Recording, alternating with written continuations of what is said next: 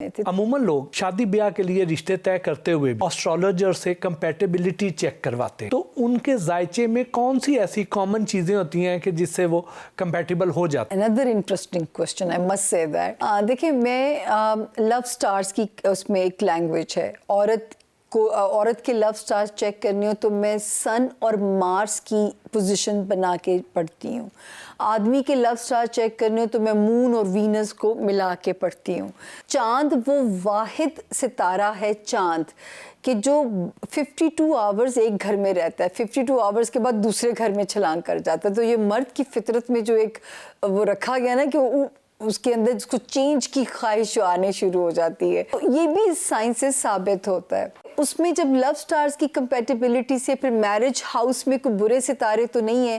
اگر ایک آدمی کے ہیں اور لو سٹارز ٹھیک ہے تو ہم کہتے ہیں بھی یہ گزارا ہو جائے گا. ہم اکثر سنتے ہیں کہ ناموں کا انسان کی شخصیت پر بڑا گہرا اثر پڑتا ہے. بچوں کے نام رکھنے کے بارے میں کچھ لوگ تو بڑے محتاط ہوتے ہیں اور کچھ لوگ بغیر سوچے سمجھے من پسند نام رکھ لیتے ہیں.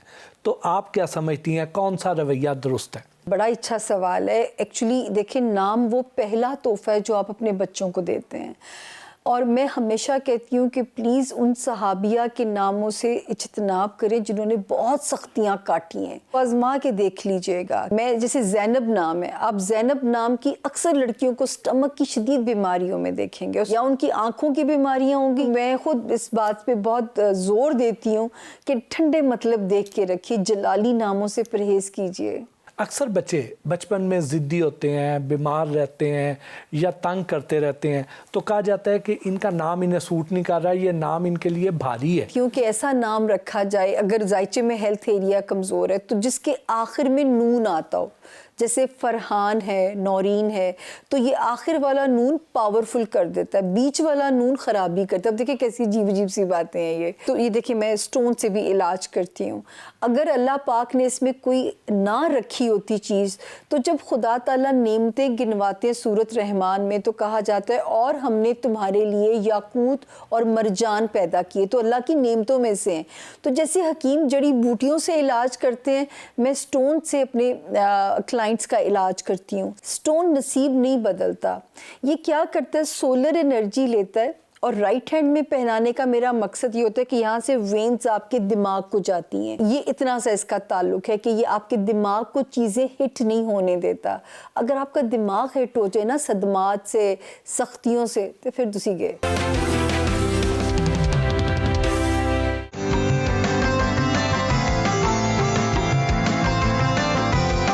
سامعہ خان کے گھر کی تزئین و آرائش کو دیکھ کر لگتا ہے کہ وہ ایک جانی مانی ایسٹرولوجر ہی نہیں بلکہ ایک نہایت سلیقہ مند اور باذوق خاتون بھی ہیں.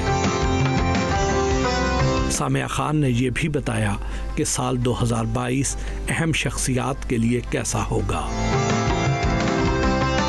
اپنے مداحوں کی گہری دلچسپی کو مد نظر رکھتے ہوئے سامعہ خان نے سال 2022 کا ہاروسکوپ بھی بتایا.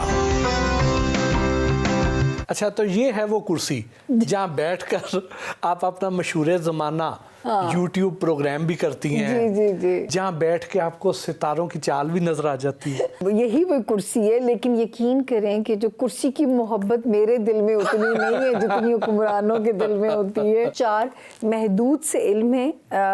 سب سے پہلے تو یہ آپ کو بتاتی ہوں کہ یہ وہ ذائچہ ہے جس کو ریڈ کیا جاتا ہے. پھر ٹارچ ڈال کے آپ کے ہاتھ کی لائنز کو پڑھا جاتا ہے کہ جو ہے ہاتھ کی لائنز میں کیا میسج ہے، اس کے ساتھ کیا کمپیٹیبلٹی ہے. دین یہ میرے پاس اپنا وہ ہے فائل.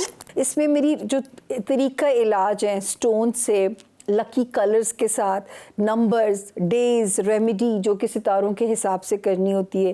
دین میری ایک ریسرچ ہے اسم اعظم کہ جو آپ کے ستارے کے ساتھ کمپیٹیبل اللہ کا نام ہے اس کو پڑھیے تاکہ جو ہے اس سے بھی آپ کے مسئلے خدا کے حکم سے کم ہوتے ہیں. تو یہ ہے ڈاکٹر سامعہ خان کی پریسکرپشن. جی یہ میری پریسکرپشن ہے اور ایک اینولپ میں اس کو ڈالا جاتا ہے. یہ اس کے اندر اس کو لپیٹ کے اس کے اندر ہم ڈال کے اپنے کلائنٹ کو دیتے ہیں تاکہ جب وہ نیکسٹ آئیں تو ان کے پاس یہ ہو تو مجھے ان کو ریڈ کرنے میں آسانی ہوتی ہے. تو آپ دیکھیں یہ ٹرے ہی جو ہے یہ تاج کا پتہ بنی ہوئی ہے اور یہ علم بھی جو ہے یہ اسی طرح ہی ہے. یہ تاج کے پتوں کے اوپر میں پڑھتی ہوں. یہ میں اپنے کلائنٹس کے ہاتھ میں دیتی ہوں اور میں ان سے کہتی ہوں اپنی کوشچن جو آپ کو میرے پاس لے کے آئیں وہ سوچیے. جتنے تھورو سوچیں گے اتنا کلیئر جواب مجھے سمجھ میں آئے گا. 5 منٹ میں ان کے ہاتھ میں دیتی ہوں اور اس کے بعد اس کی ایک سائنس جو ہے وہ میں آپ کو بتاتی ہوں. اس کے بعد میں ان کو اس طریقے سے یہاں اسپریڈ کرتی ہوں. یہ ان کا سیکوینس ہوتا ہے اور آپ دیکھیں اب اس کو مجھے پڑھنا ہے تو یہ ان 4 محدود جو دیے گئے اللہ کے علوم ہیں. دین نیمرولوجی, آپ کا برتھ نمبر, آپ کا کمپاؤنڈ نمبر, جس نام سے آپ سائن کرتے ہیں وہ بہت امپورٹنٹ ہوتا ہے. 2022 میں ان 12 ستاروں کی چال کیسی دیکھتی ہیں آپ؟ ابھی تک سارے سوال خواص کے بارے میں تھے تو عوام کے بارے میں آپ نے سوال کر کے آج عوام کا دل مو لیا ہوگا. تو جی یہ ہم ایک ریپڈ فائر بنائیں گے کیونکہ لانگ ڈیٹیل نہیں دی جا سکتی ہے. سب سے پہلے آسمانی کونسل کا ستارہ ایریز یعنی کہ برج حمل کے جو لوگ ہیں, اس وقت جو ہے ان کا روحانی رابطہ بہت ضروری ہے. روحانی کنیکشن, دعاؤں کے قبول ہونے کا ٹائم, ورنہ بہت ساری چیزیں ان کے ساتھ ان ایکسپیکٹڈ اور انسرٹن ہو سکتی ہیں. ہاں پیسہ کمانے کے وسائل اس وقت بڑھ سکتے ہیں, اس پہ یہ محنت کرنا شروع کر دیں. اس کے بعد جی ستارہ ٹورس یعنی کہ برج سور, ان کی جی اس سال جو گڈ لک ہوگی ٹورینز کے ساتھ, ان کی کوئی دیرینہ خواہش رب پوری کر سکتا ہے. وہ خواہش دنیاوی ہے, اولاد سے ریلیٹڈ ہے, رومانس سے ریلیٹڈ ہے, تو اس کے لیے کوشش ضرور کریں. اس وقت جو بلیسنگ مل سکتی ہے ان کی شادیوں کے امکانات ہیں, جو دوسری شادی کے خواہش مند ہیں ان کے لیے بھی رستے کھل سکتے ہیں. ہاں بزنس اپرچونٹیز میں ذرا سے محتاط رہیں. اس کے بعد جیمنائی یعنی کہ برج جوزا والے جو لوگ ہیں, ان کو کریئر میں اللہ پاک اس سال بھاگ لگا سکتا ہے. Health, physical health, mental health اور جاب ایریا میں ذرا سے کیئرفل ان کو رہنا پڑے گا. اس کے بعد آگے اگلا ستارہ کینسر یعنی کہ برج سرطان, ان کی قسمت کھلنے والی ہے. تو قسمت کیسے نوازے گی؟ اگلے 3 سال نوازے گی, تو اس کے لیے ابھی سے اپنی کمر کس لیں. کریئر ہے, جو کینسیرین اسٹوڈنٹ ہیں, جو کینسیرین باہر جانا چاہتے ہیں. اسی طرح اگلا ستارہ لیو یعنی برج اسد, انہوں نے بھی 2017 سے یہ پٹکیاں دھوبی گھاٹ پہ پٹکے جا رہے ہیں ستاروں کے ہاتھوں. اس وقت ان کو گڈ لک ملے گی اپنے میرج ایریا میں اور فائنینشل ایریا میں. اگلا ستارہ ورگو یعنی کہ برج سنبلا, ان کی شادیوں کے بڑے پیارے امکانات بن گئے ہیں. تو جو ہے آپ نے کاروباری ریلیشن شپ بنانی ہے, ازدواجی بنانی ہے, اس میں ستارہ بہت سٹرونگ ہو گیا 2022 میں. ان کو اپنی ہیلتھ ایریا میں احتیاط کرنی پڑے گی, جو اپنا سٹمک ایریا. اس کے بعد لبرا یعنی برج میزان والے آگے, ان کو اچھی صحت بھی ملے گی, اچھی نوکری کے بھی امکانات ہیں, نوکری میں پروموٹ ہو سکتے ہیں, لیکن وزن پٹ آن کرنے کی بڑی انڈیکیشن ہے. اگلا اسکارپیو یعنی برج عقرب کے جو لوگ ہیں, ان کا ستارہ انہیں بلیس کر رہا ہے بچے والے ہاؤس میں. بچوں کی خوشیاں, جو لوگ بچوں کے خواہش مند ہیں ان کے لیے رومانس میں کلک ہو سکتا ہے. پھر جو لوگ کریٹو فیلڈ میں, ان کے لیے راستے کھل سکتے ہیں. اور جو ہے یہ یہاں پہ رومانس جو ہے وہ شادی میں بھی جا سکتا ہے, یعنی من پسند شادی کا امکان بھی موجود ہے. اگلا ستارہ سیجیٹیریس یعنی کہ برج کوس کے جو لوگ ہیں, یہ بڑی سختی سے نکلے ہیں. اب جن کے تو بریک اپس ہو گئے, اللہ ان کو بہترین بدل دے. جن کے بچ گئے ہیں, اللہ ان کو جو ہے اب یہ سیف زون میں آ گئے ہیں. ان کو جو ستارہ 2022 میں بلیسنگ دے گا, گھر کی خوشی, گھر والوں کی وارمتھ, نئے رشتوں کی خوشی, خاندان, سسرال, مطلب ایک رشتوں کی اسٹرینتھ ان کو ملتی ہوئی نظر آ رہی ہے. جاب ایریا میں, ہیلتھ ایریا میں بھی بلیسنگ ہوگی ان کے ساتھ. کیپریکونین یعنی کہ برج جدی کے جو لوگ ہیں, یہ بھی بہت ٹف ٹائم انہوں نے کاٹا 2015 سے, یہ سرستی کا شکار تھے.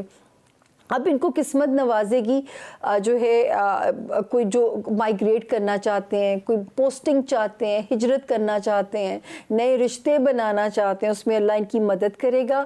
فائنینسز میں ابھی ان کو سلو چلنا ہے. پیسے یہ شکر ہے رکیں گے نہیں, آتے رہیں گے, پر ذرا خوش فہم نہ ہوں, اس کو پھنسوائیں نہ. اگلا ستارہ ایکویریس یعنی کہ برج دلوں کے جو لوگ ہیں, ان کی گڈ لک 2022 میں رہے گی ان کے فائنینشل ایریا میں, لیکن ان کو اپنی ازدواجی زندگی میں ذرا محنت کرنی پڑے گی اگر یہ بریک اپ نہیں چاہتے اپنے حالات سے. کریئر, فیملی, وہاں پہ یہ بالکل پازیٹیو چلیں گے.